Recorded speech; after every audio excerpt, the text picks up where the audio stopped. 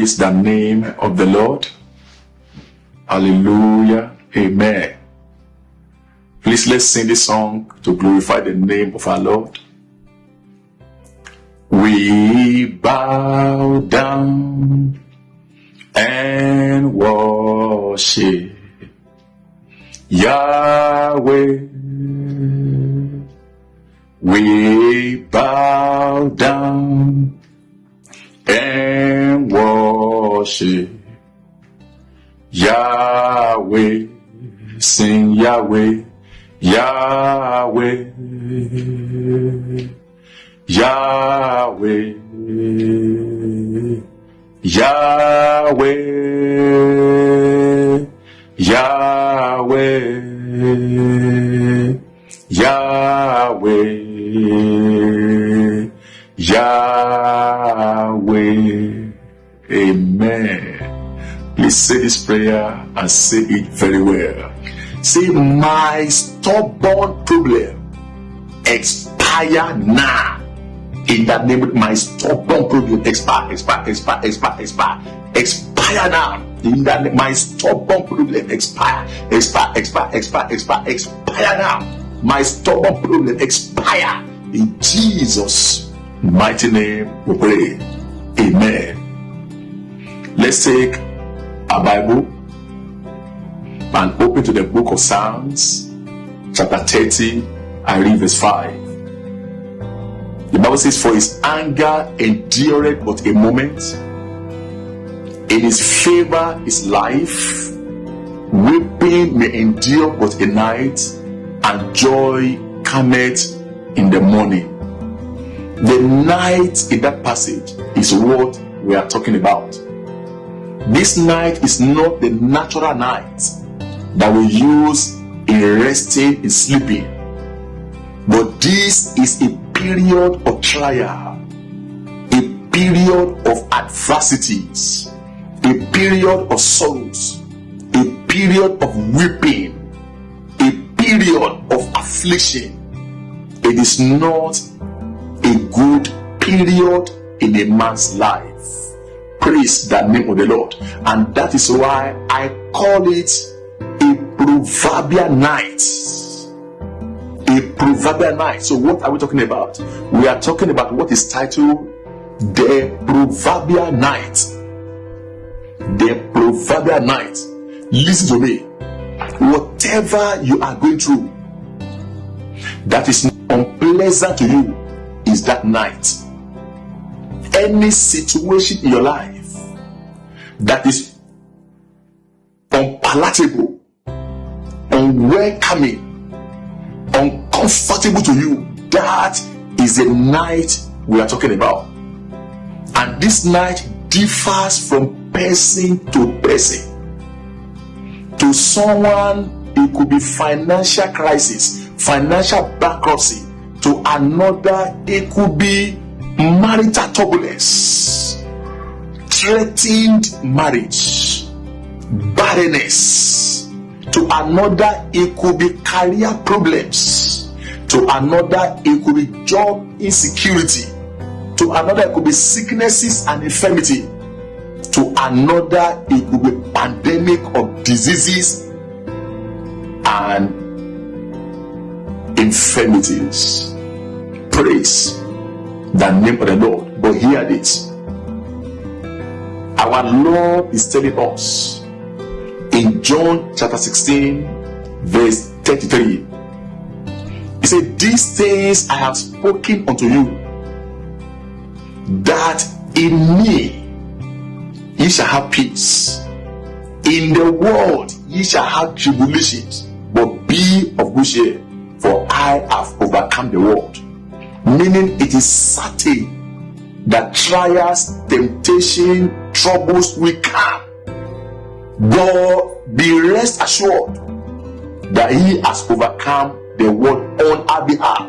So our mind should be at peace and not to be troubled, like many are troubled because they have no knowledge. Let me make some statements about the trouble in your life. Listen to this. It is good to have trouble, but trouble must not have you. It is good to have trouble, but trouble must not have you. When people look at you, and the first thing they will ask you is this: what is the matter? It means they have seen something in you. And what that is telling you is this: you are no longer in control, but your problem is now in charge of your life. When you see some people, the way they are looking, you can tell that they have problems because they write it on their face. The way some people dress, you can tell that something is wrong. Even the way people walk, you can tell that something is not right with this person. If you are like that, know for sure that you are no longer in control, but that problem is in charge of your life. And the second thing I want to say about that thing you are going through is this: problems are the tonic of progress. Problems, challenges, obstacles, they are the tonic of progress. If not for problems, some who are now landlords would have remained tenants in some place. But because their landlord at a time sacked them, troubled them, tormented them, oppressed them, so their thinking changed. That no, I can't continue being a tenant. So they went and bought land, and now they are landlords. Praise the name of the Lord. It is problem that push many out of employment into becoming an employer of labor. They were sacked, and when they were sacked, then they began to think, and now they have started something and now employing others to work for them. Problems push them into that. Meaning problems are tonic of progress. Praise the name of the Lord. So problem is not something to just run away from. Wait, face it. Look at what you can get out of it. Because every problem is loaded with benefit. They are tonic of progress. Another thing I want to say is this: no obstacle will ever leave you the way it found you. You will either be better or worse. What I'm saying is this: the problem of life is not meant to make you bitter, but to make you better, depending on how you are reacting to that problem. Because we see problems differently. Some see problems as a means to the end. Some see it differently, as an opportunity for the next level. Praise the name of the Lord. 2 men were sent from a shoe factory to go and do some research in a local town, and they went differently. So when they came back, the first one came and said, oh, the people in that place, they don't wear shoes, so there's no opportunity in that place. Forget it. If we take our shoes here, we are just going to waste our resources. No opportunity in that place because they don't wear shoes. The other one said, there is great opportunity in that place. That place is a fertile ground for us because the people there don't have shoes. They don't have shoes, so let's go and supply them. Great opportunities there. So your life will become bitter or better depending on how you see your trouble. The 2 men I've just mentioned, one saw positivity, the other saw negativity. So what are you seeing in your problem? Are you seeing the better side of the problem, or you are seeing the bad side of it? If you always look at the bad side of it, then you will end up worse or in bitter bitterness. God forbid that for you in Jesus' name. Amen. Now, the next thing I want to talk about is this. The biggest successes are those who solve the biggest problems. Look at it. WFH, where from who, is a product of coronavirus. Do you know that as dark as the world is right now, many are making more money? The pandemic has offered some people great ideas and more money. When some are rotting, confused, troubled, panicking, as if that is the end, this is the end of their world. Some are making money. Praise the name of the Lord. The biggest successes are those who are solving biggest problem. Another thing I want to say is this: great trials are necessary preparation for greatness. If you want to be great, you must be ready to pass through. Another thing I want to say is this: when you encounter problems, there is potential in that problem to discover yourself like never before. Problem will open your eyes to see what you have never seen about yourself. So problems are not totally bad. And the last thing I want to say about problems is this, about what you are going through, is this: problems, look at this, the food of champions. The food of champions are not coca oats, they are not salad, they are not banku, not fufu, not gari, not amala, not anything but problems. Problems are the food of champion. So if you want to be a champion in life, expect trouble. Praise the name of the Lord. And never get confused when trouble comes, because trouble is coming to lift you to your next level. Praise the name of the Lord. If you understand the Bible very well, you will know that the Bible is a record of stories of men and women that faced challenging situations, and by the help of God, they were able to overcome and move to the next level. Praise the name of the Lord. That is the Bible, full of such stories of men that passed through, and by the help of God, they were able to overcome and moved to the next level. And hear this: the night we are talking about is like a dark forest. Like a dark forest. How do you move in a dark forest without hitting your leg on tree trunks, without falling into a ditch and stuff like that? Meaning you have to be prepared. You have to give attention to your environment. You have to be observant so as not to fall into a ditch because you are walking in the dark. The same thing is when we are experiencing darkness in our lives. Praise the name of the Lord.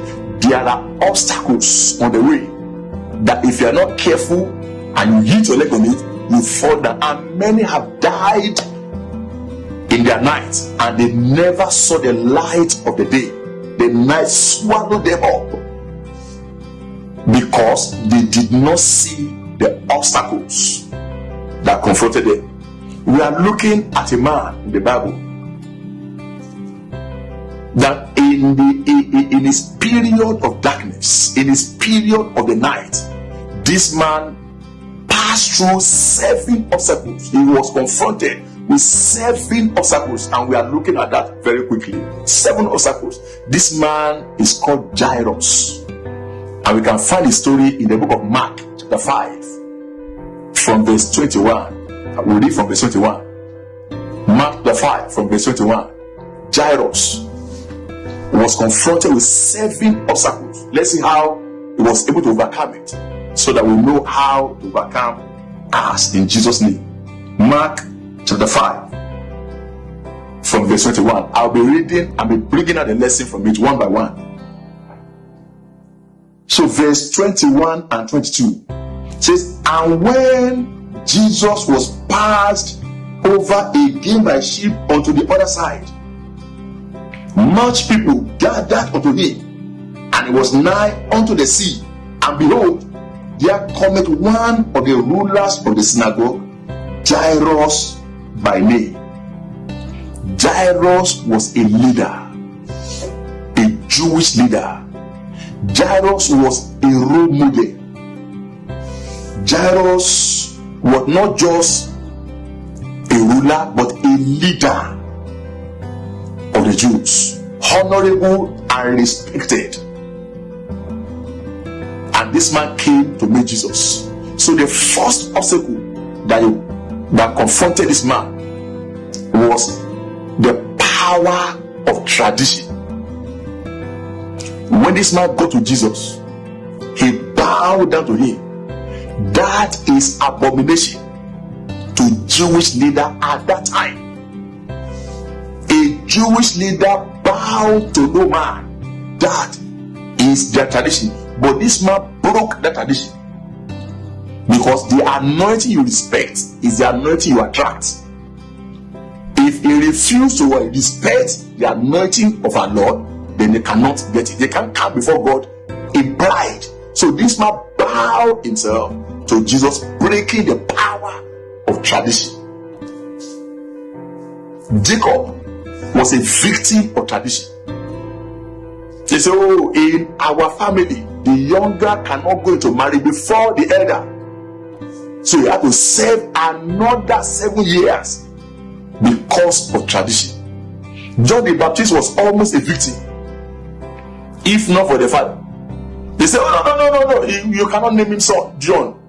It is not so in our family. We don't name anyone like that. He was almost becoming the victim of the power of tradition. What is that tradition in your family that is holding you back? Listen, you cannot continue doing what you are doing the same way and be expecting another result. It is foolishness and madness, because you will continue to receive the same result if you are doing it the way they have been doing it, because that is what tradition says. Say, this is how we do it, that is how it must be done. Praise God. Whoever is telling you that you cannot marry because your elder sister is not married is an enemy. Better go and pray. You have to pray. The power of tradition is what is holding many back from the fulfillment of their destiny. That is the first power, the first obstacle that confronted this man. The second one, I read verse 22b. And when he saw him, he fell at his feet. Praise the name of the Lord. He fell at his feet. Know this. It is not only Jairus that came to see Jesus. Nicodemus too was a ruler of the Jews. He too came to see Jesus, but he came under the cover of the night. Why? Because he was afraid of losing something, because of his status, and he was afraid of losing the respect of the people. So he came under the cover of the night. But Jairus did not do that. So the second obstacle that faced this man Jairus is his status and the fear of losing something. Is that not the same thing going on in your life? That your boss that is an atheist, have you ever spoken to him about Jesus? Or you are afraid of losing your job? The rich man that promised you heaven and earth, have you ever opened your mouth to preach to him Or you are afraid that if you preach to him, he's going to hold on to his promises. Or are you also listening to me? That man that is showing interest in you, you know this man is not really born again. Have you ever talked to him about Jesus? Have you preached to him? Or you are afraid that if you open your mouth, you may lose him? You are afraid of losing something.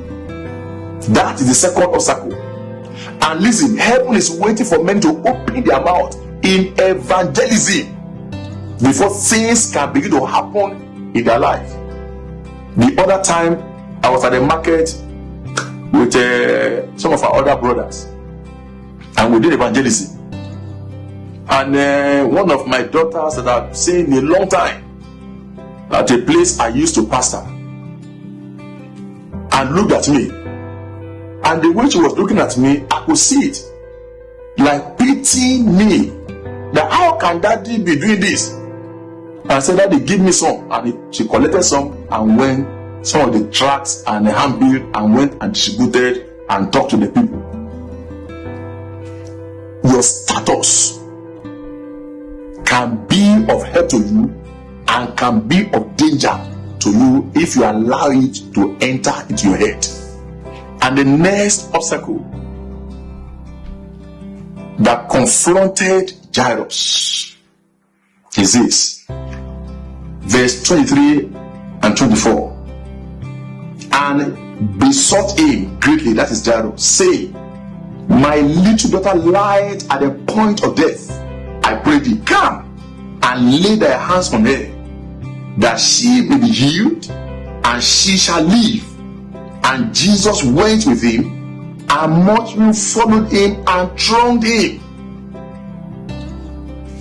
Listen, this man made his request, and the request was granted. And the multitude followed him, and they slowed down his progress. That is delay. So delay was the next one that confronted this man. Now I ask you, after praying, are you impatient or you are patient with God? You wanted it to be done at the time, and if it's not done that time, then you lose hope. The case of Jairus, the daughter was at the point of death, and Jairus was doing everything to get Jesus to his home before the daughter died. So every minute counts. But as Jesus granted the request and was going, the crowd followed and slowed down his progress.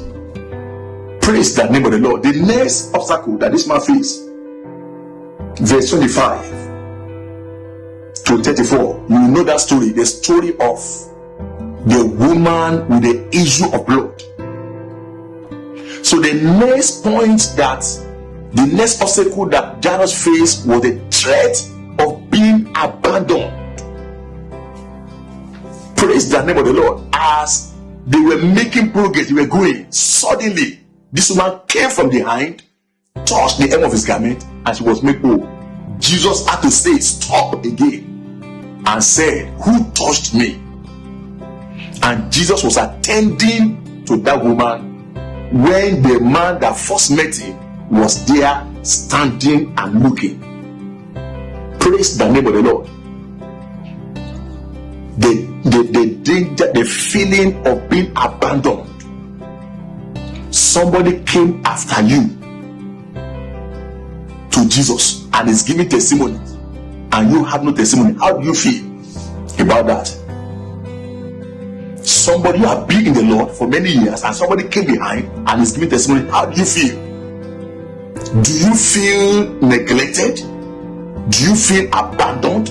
Do you feel rejected? Praise the name of the Lord. This is how many feel. In fact, someone told me at the time that I'm going back into the world. Look at this person that came behind me, is giving testimony. I am not giving. I'm going back into the world. That is a confession for some people. Jairus waited. The woman said everything from the beginning, how she spent all that he had, how nothing happened, how the condition grew worse. Jesus stood there and listened when the case of Jairus was urgent, very, very urgent, and he didn't do anything. So how do you feel when you pray and result was not forthcoming? Do you get angry with God? Do you feel rejected, neglected, abandoned? The next obstacle that faces man is what is called bad news. A bad news is a seed of unbelief. Verse 35 says, while he yet spake, there came from the ruler of the synagogue's house certain which said, thy daughter is dead. Why troublest thou the master any further? In other words, Jairus, is too late. Accept your fate. Nothing can be done again. Immediately Jesus heard that, Jesus came to the rescue. Because bad news has the potential of killing a man's faith. So Jesus came in immediately and said, Jairus, don't believe it. Believe what I said to you. Praise the name of the Lord. As soon, verse 36, as soon as Jesus heard the word that was spoken, he said unto the ruler of the synagogue, be not afraid, only believe. Don't be afraid, believe. Because that bad news was enough to kill his faith, and his faith is necessary if miracle must manifest. The next thing, two more that happened. The feelings, they had feelings of defeat and hopelessness. Look at verse 37 and to 39. And he suffered no one to follow him, save Peter and James and John, the brother of James. And he cometh to the house of the ruler of the synagogue, and seeth the tumult and them that wept and wailed greatly. And when it was coming, he saith unto them, why make ye this ado and weep? The damsel is not dead, but sleepeth. These are miserable comforters. I call them evil sympathizers. Anywhere they are, anywhere you find them, miracles are strangers. Miracles don't happen. That is why before Jesus will do anything, he cast them out, he blocked them out. That is how to block out evil sympathizers. Praise the name of the Lord. They are miracle blockers, testimony arresters. They should not be allowed. When you allow sympathy in your condition, you are troubling your own destiny. Sympathy yield no result. Praise God. Rather, believe God. Feelings of defeat. So this man must be feeling defeated at this time. But the Lord encouraged him. And the last point is a reproach of men. Verse 40 to 41 says, and they laughed him to scorn. They laughed him to scorn. But when they had put them all out, he taketh the father and the mother of the damsel, and them that were with him, and entered in where the damsel was lying.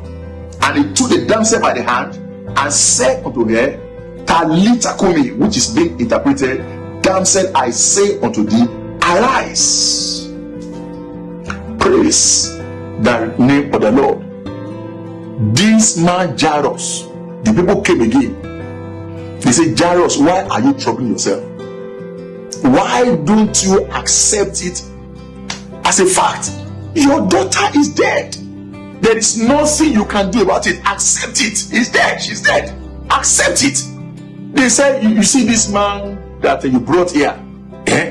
Obviously, he didn't know that a doctor just came now and confirmed that she's dead. There is nothing he can do. She's dead. Let him go. And they began to laugh him to scorn. Listen to me. Anyone laughing you to scorn, they are going to witness very soon your miracle. In the name of Jesus. Jairus overcame that, and you too will overcome it in Jesus' name. Anywhere they are gathered and laughing at your progress, laughing at your life, laughing at your destiny, I say very, very soon they shall come to rejoice with you in the name of Jesus. Praise the name of the Lord. Whoever is laughing at you is just wasting their time. And here it is in conclusion. After every night, there's always a morning of joy. Always a morning of joy. So whatever you are going through, something is going to happen very, very soon that will change your story forever. And I say that as a prophecy. If you can say a loud amen, receive it in Jesus' name. Praise the name of the Lord. So these are the 7 obstacles that this man faced. So everyone in the hour of darkness, in the night, also will pass through. Obstacles might not be this, might be another one. So be expectant, open your eyes, always pray. Anytime you find yourself in the hour of darkness, may the Lord bless you in Jesus' mighty name. Amen. No problem that has no end. Everything that has beginning has an end. An end is coming to your problem in Jesus' name. Close your eyes and say these few prayers before we go. Thank you, Jesus. You pray that prayer again. I'll pray before. Say, stubborn problem in my life, expire now in the name of Jesus. Expire. Every stubborn problem in my life, expire in Jesus' mighty name. We pray. Say, anything in my life bringing joy to my enemies, I say, perish today in the name of the perish now. Anything in my life that is bringing joy to my enemies, perish now.